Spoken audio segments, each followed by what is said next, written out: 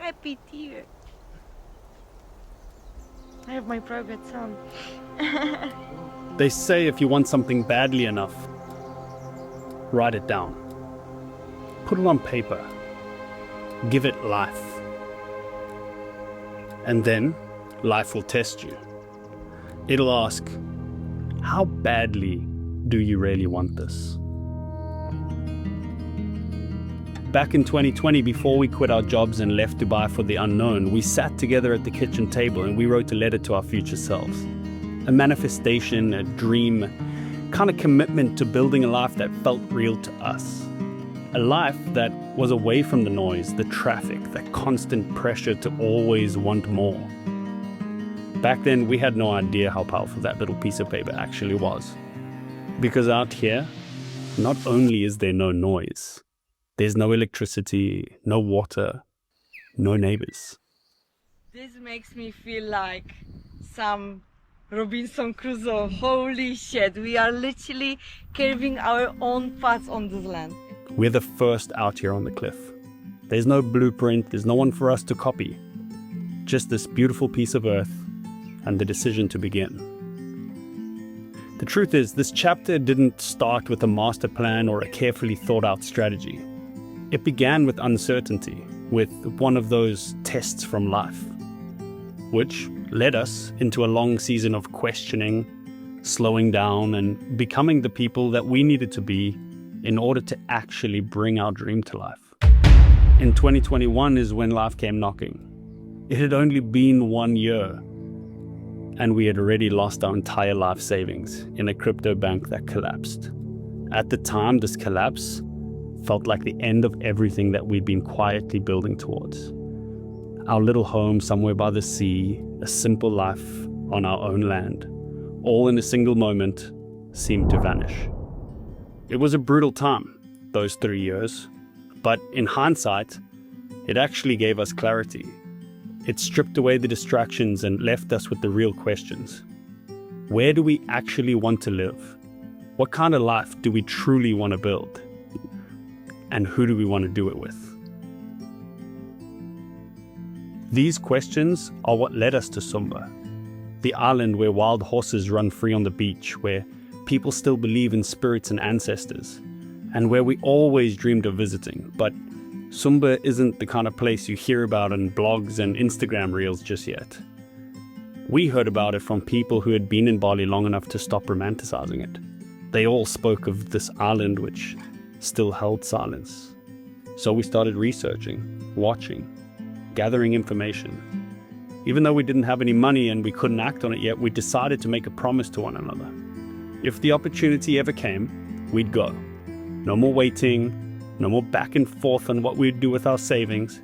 If the door opened, we'd walk through it. And then, like magic, it did. Bench me. So beautiful. A few weeks after making that promise to each other, we got an email. Celsius, the crypto bank, would return 40% of user funds. Obviously, this wasn't everything we lost, but in the time, it felt like a green light from the universe. So 1 week later, we flew to Sumba to find the land that we'd been dreaming of. When we arrived, we were surprised to learn that the owner had already sold 10 hectares on the same cliff.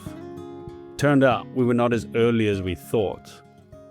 In fact, we were nearly late, and we'd seen the story play out in Ubud, in Canggu, and now in Lombok. We knew exactly what was coming. So, we made a decision we hadn't planned for. We bought more land than we needed. Not to flip or develop, but to protect. We decided that we would rather choose our neighbors. We want our future to be surrounded by people who share our commitment to build differently and live intentionally, listen to the land instead of conquer it. So that's actually how Sumba Sunset Cliff began. Not as some mastermind project, but as a collective. Just a group of people, each with their own reasons, but all with the same values. And we realized that dreams like this don't just happen overnight, because we want to do it right. We want to build with care, put the land first. So I'm sure it's going to take time. It's going to take learning and listening and adapting. So that's the reason that we moved to Lombok. to prepare practically and mentally. Because Bali no longer made sense for where we were going. So we found a small house out here in the farmlands, surrounded by chickens, rice fields, and silence. There's no deliveries here, no coffee shops, just space to slow down and start practicing the life that we'll live in Sumba.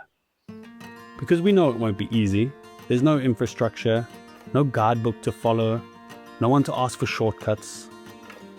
We're the first on the cliff, which means every decision, every mistake is ours to make. And I'm not sure if we're just crazy, but there's something beautiful in that blankness, something sacred in not knowing, but choosing to begin anyway. And so in our next video, we'll show you the plan. Not just for our own home, but also for a place that we hope will hold others, guests, friends, maybe even people who don't know that they're meant to be here yet. We'll walk you through it all, through the layout, the materials, the off-grid systems, all of which I'm sure are going to come with their own challenges and hurdles of their own, but we're committed to move slow, to do it right, because this chapter isn't about building, it's more about choosing to walk away from the noise, choosing to build with care, choosing to be the first, not to dominate, but to listen to the land. And this isn't about impressing anyone, it's about belonging, being a part of something that gives more than it takes. And if you've been dreaming of something similar, slower, quieter, more honest, who knows, maybe this is your green light too. For now, welcome to our new beginning. See you in the next one.